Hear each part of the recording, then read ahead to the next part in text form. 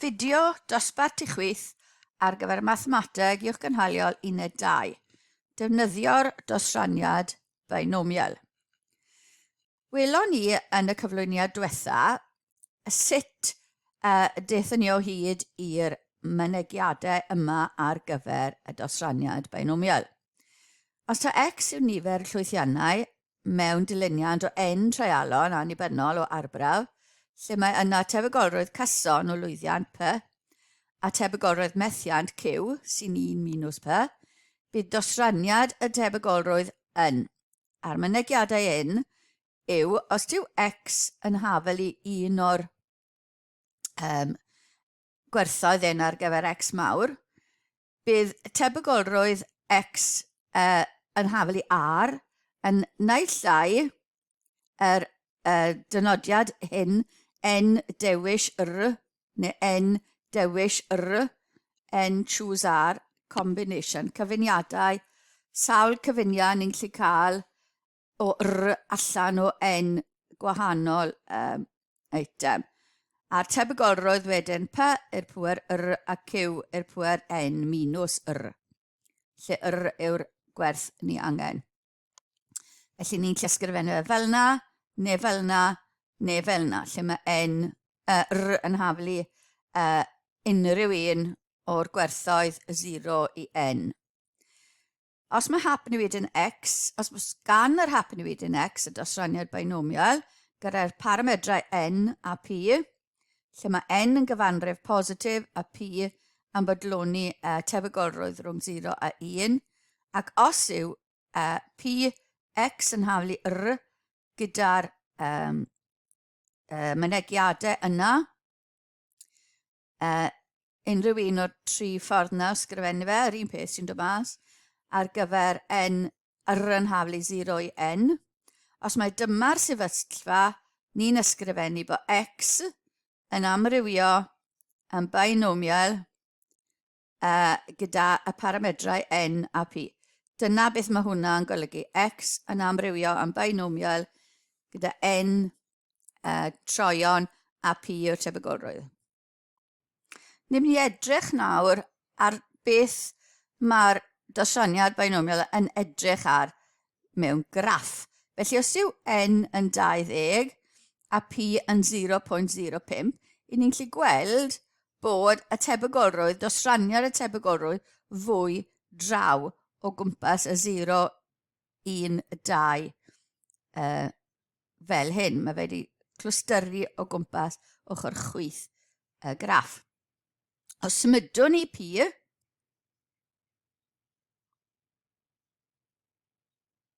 a chi'n gallu gweld y dosraniad yn newid, fel mae p yn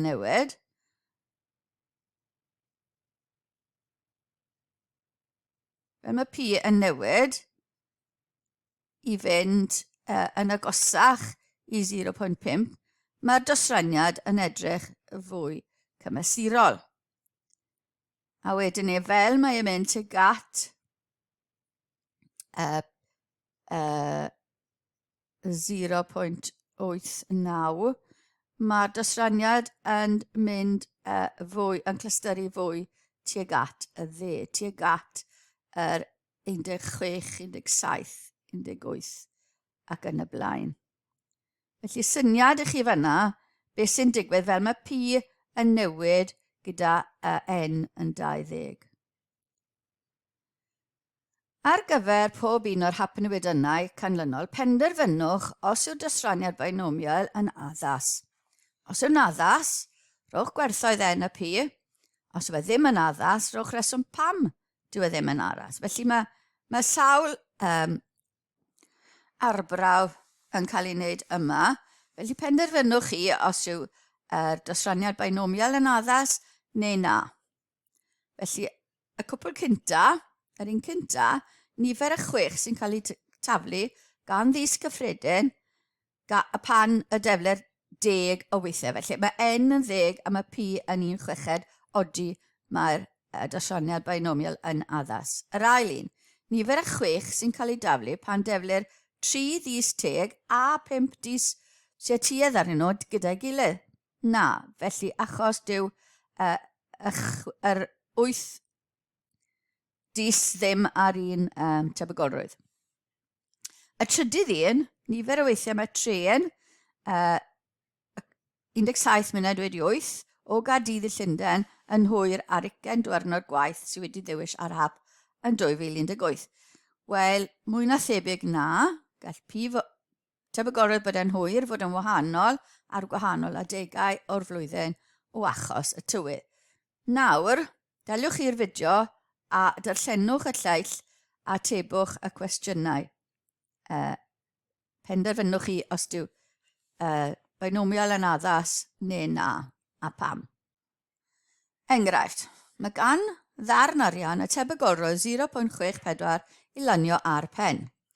Os deflir y darn arian yma 7 gwaith, darganfyddwch y tebygolrwydd o gael o leia 5 pen. Felly boed i x yn nodi nifer y pennau a geir pan deflir darn arian 7 gwaith. Mae x wedyn yn amrywio yn binomial gyda n yn 7, p yn 0.64. Ni angen tebygolrwydd bod o leia 5 pen, bod x yn fwy na'n unhafel i 5. Hynny yw bod x yn hafel i 5 neu 6 neu 7. Ac am y rein yn cyd-angenhwysol, maen nhw'n digwydd ar wahân, ni'n gallu ado y tebygolrwyddau. Felly ni angen tebygolrwydd bod x yn hafel i 5 plus tebygolrwydd bod x yn hafel i 6 plus tebygolrwydd bod x yn hafel i 7. Ni'n mynd i ddefnyddio'r fformwla lle mae n yn 7 a mae p yn 0.64. Felly yr un cynta yma, 7 dewis 5 yn 21, 0.64 i'r pwyr 5 plus 0.36 i'r pwyr 2. 7 dewis 6 yn 7 gyda'r gwerthoedd yna, a wedyn 7 dewis 7 yn 1 gyda 0.64 i'r pwyr 7, mae 0.36 i'r pwyr 0 yn 1. Gosod rhywun yn y cyfrifiannell a ni'n cael 0.509 i 3 ffigur ystyrlon. Enghraifft arall. Mae Alan yn gwybod os yw'n saethu 7 at darget bod ganddo'r tebygolrwydd o 0.18 i lanio ar y man lle mae'r sgôr uchaf ar y targed. Mae'n saethu 5-7 at y targed. Bod i dynodi nifer y saethiau sy'n taro'r man sy'n sgorio ucha ar y targed. Gallwn fodelu fel y dosraniad binomial n a p. Nodwch gwerthoedd y parametrau n a p, felly ni yn taflu fe 5 o weithio, felly mae n yn 5 a 0.18 yw'r tebygolrwydd. Rhowch sylwadau ar tybiaethau sydd angen mwyn yw hwn fod yn fodel addas. Wel, ni angen tybiaethau i'r tebygolrwydd bod pob 7 gyda'r sy'n glanio'r ysgôr ucha yn gyson, y tebygolrwydd yn gyson, a yn annibynnol i'w gilydd. Mae 2 tybiaeth hyn yn amhys. Mae newid yn hechneg y saethau yn gallu newid y tebygolrwydd. Os chi'n saethu 1, mae fe bach bant, chi'n newid le chi'n saethu tuag ato. Ac mae lle mae'r 7 cynta yn glando mynd i ffeithio ar y dro nesaf. Felly dim sicrwydd bod bob tro ddim yn annibynnol i'w gilydd. Defnyddiwch y model yma i amcangyfrif y tebygolrwydd bod 2 o'r saethiau Alan yn glynio ar y maniau sydd ar sgôr uchaf. Felly, dyna'n dosraniad ni angen yn hafel i 2, bod 2 o'r saethiau yn glanio. Felly 5 dewis 2, lluosi 0.18 disgwyrio, a Q sef 1 minus 0.18 wedi cwbo. A ni'n cael 0.0981 i 3 ffigur ystyrlon gan ddefnyddio'r cyfrifiannell. Gweithio'r cyfeiniadau mas gynta. Enghraifft 3. Mae pacynnau o fylbiau golau yn cynnwys 10 bwlb. Mae gan bob bwlb y tebygolrwydd P o fod yn ddiffygiol, lle mae P rhwng 0 ac 1. Mae profion hir dymor yn dangos bod pecyn sy'n cynnwys 2 fwlb diffygiol a tebygolrwydd hanner maint y tebygolrwydd bod pecyn yn cynnwys dim ond un bwlb diffygiol. Darganfyddwch gwerth P. Nawn ni hwnna gynta. Felly, gosod X yn haflu nifer y bylbiau diffygiol mewn pecyn. Os yw'r bylbiau'n annibynnol i'w gilydd, gallwn ni weid fod B yn amrywio'n binomial gyda N yn 10 a P rhwng 0 ac 1. Nawr, mae tebygolrwydd bod X yn 2 yn diffygiol o'r pecyn, hanner gwaith y tebygolrwydd bod X yn 1 yn diffygiol. Felly defnyddio'r fformula ar gyfer y ddau ochr. Felly 10 dewis 2, lluosi P sgwar, lluosi 1 minus P i'r pŵer 8. Yn haflu hanner, 10 dewis 1, P i'r pŵer 1, 1 minus P i'r pŵer 9. Gweithio mas y cyfyniadau, 10 dewis 2 yn 45, 10 dewis 1 yn 10, hanner 10 yn 5, ni'n gallu canslo gyda 5 yr ochr chwith ar 10, ni'n cael 9 P sgwar 1 minus P i'r pŵer 8 ochr chwith, a P 1 minus P i'r pŵer 9 ochr 10. Yna chi'n gallu gweld nawr mae P yn canslo y ddau ochr, a mae'r bracet i'r pŵer 8 yn mynd i gallu canslo. Felly gadael ni dy 9P yn haflu 1 minus P. Felly 10P yn haflu 1, P yn haflu 0.1. Ni mlaen i ran A. Mae Peter yn prynu 10 o'r pecynnau bylbiau yma. Darganfyddwch y tebygolrwydd y fod yn ddarganfod ar y mwyaf 8 bylb diffygiol. Nawn ni hwnna gynta. Felly, yn mynd i fod nifer y bylbiau mewn 10 pecyn. Felly mae hwn yn gyfuniad gwahanol. Mae yn mynd i fod yn amrywio'n binomial 10 pecyn a 10 bylb yn mynd i fod yn 100 bylb, a mae tebygolrwydd bod bob un yn diffygiol yn 0.1. Dim ond bod bob bwlb ar un tebygolrwydd cyson a o fod yn diffygiol ar un ac yn annibynnol i'w gilydd. Mae rhaid ni gosod yr amodau yna. Felly ni angen ar gyfer ar y mwyaf 8 bwlb diffygiol. So ar y mwyaf, so lan hyd at 8 bwlb diffygiol. So yna 0 a 1 a 2 ac yn y blaen lan i 8 bwlb diffygiol. Nawr, sy'n ni'n mynd i wneud hwnna gyda'r fformula, ni'n mynd i fod mae trydydd. Mae ffordd yna cyflymach. Felly defnyddio'r class whiz cyfrifiannell, yn dangos i chi sut i enrifo hwn. Lan hyd at 8, tebygolrwydd lan hyd at 8 pan mae yn amrywio'n binomial gyda n yn 100 a p yn 0.1. Felly, ni'n mynd i menyw, 7, dod lawr o fyna, achos mae fe ar y tudalen nesaf, 1 yn y fyna, binomial, ni'n mynd i 2 fan hyn nawr, a wedi dyna'r sgrin ni angen. So mi osod n yn haflu 8, equals yn haflu, n yn haflu, x yn haflu 8, n yn haflu 100, p yn haflu 0.1.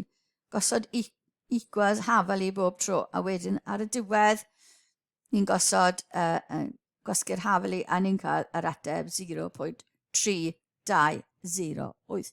Mae'r cyfrifiannell wedi wneud i ni. Felly ni wedi cael y tebygolrwydd ar gyfer rhan 1 lan hyd at 8 yn 0.3209. Rhan 2. Bod nifer y bylbiau diffygiol mae'n darganfod yn fwy na 6 ond yn llai na'n ein hafelu 16. Felly, os yn ni'n gosod hwnna mewn tebygolrwydd, ni moyn fwy na 6 llai na 16, hynny yw 7, 8, 9 lan i 16. Ni'n gallu wneud lan i 16, so tebygolrwydd, ni'n mynd i ddefnyddio'r cyfrifiannell eto, tebygolrwydd cronus lan i 16, a tynnu, ni ddim yn moyn y 6, felly ni'n gallu tynnu 6 a llai allan o hwnna, felly bydd gyda ni ar ôl wedyn rhwng 6, rhwng 7 wedyn ni a 16. Felly, gosod rhain yn eich cyfrifiannell, yr un modd ag o'r blaen, a ni'n cael y 2 gwerth yna, a ni'n gallu tynnu'n wrth ei gilydd, a ni'n cael 0.862 i 3 ffigur ystyrlon. Enghraifft 4. Rhoddir prawf am ddewis gyda 50 cwestiwn a bob un a 5 ateb posibl gwahanol. Wedi X yn nodi nifer o atebion cywir, cafodd ymgeisydd oedd wedi dyfalu bob ateb ar hap. Disgrifiwch ddosraniad tebygolrwydd X. Yna gyda, felly mae X yn mynd i fod yn binomial, mae 50 cwestiwn a mae 5 atebs efo mae'r tebygolrwydd yn mynd i fod yn 0.2. Darganfyddwch y tebygolrwydd bod X rhwng 10 a 20 ac gan gynnwys y ddau. A ni'n mynd i ddefnyddio'r cyfrifiannell.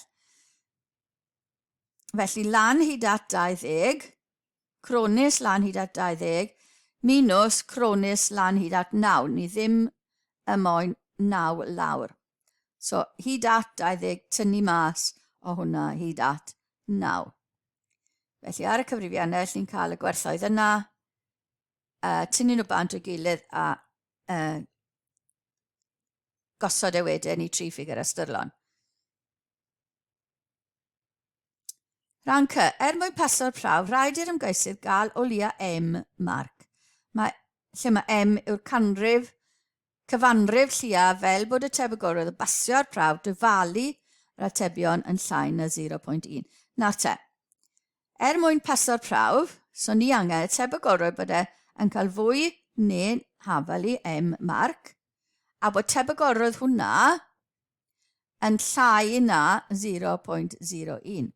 Felly gosod y mynd i'r symbolau, a mae'n cyfrifiannell ni dymon yn neud cronis, felly y lan X yn fwy na'n hafal i M, yr un peth a 1 minus X yn llai na M, a ni angen y tebygolrwydd fod yn llai na 0.01. Felly, 1 minus, so ni'n mynd ar X, tebygolrwydd X llai na M i'r ochr arall, dod ar 0.01 i'r ochr hyn, ni'n gallu gwneud na, ni ddim yn rhannu, felly 0.99 yn goffo fo'n llai na X, tebygolrwydd X yn llai na M. Felly, trial rhifau. So, 21, X yn llai na 21, yn golygu bod X yn llai na'n hafal i 20, a dyna'r tebygolrwydd. X yn llai na 20, yn golygu bod tebygolrwydd X yn llai na'n hafal i 19, a mae hwnna gyda ni fyna. Ni angen 0.99 yn llai na'r tebygolrwydd.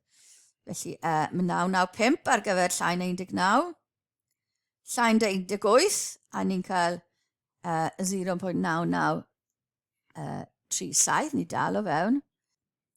Os ni'n gwneud X yn llai na 17, hynny yw llai na'n hafal i 16, ni'n cael y tebygolrwydd 0.9856, sy'n nawr yn llai na beth ni angen.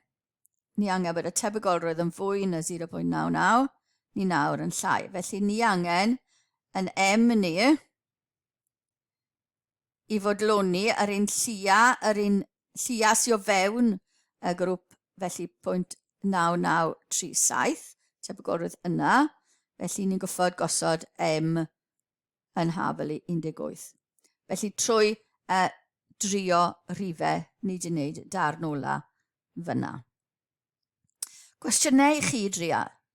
Pob diwrnod mae Nicholas yn trio ffonio ei fam. Dros 150 diwrnod ola mae wedi llwyddo am y tro cyntaf ar 96 o weithiau. Yn ystod y pythefnos nesaf, mae'n trio ffonio ei fam bob dydd. Bod i bod nifer y dyddiau allan o'r 14, mae'n llwyddo am y tro cyntaf. Awgrymwch fodel addas ar gyfer gan roi gwerthoedd y paramedrau. Nodwch 2 dybiaeth yng ngyswllt y broblem sydd eu hangen mwyn gwneud y model yn dda. Cyfrifwch y ddau yna. Wedyn cwestiwn 2. Darllenwch chi hwnna. Wedyn ni, daliwch y fideo i ateb y cwestiynau. Triwch neu nhw heb edrych achos mae'r atebion yn dod nawr.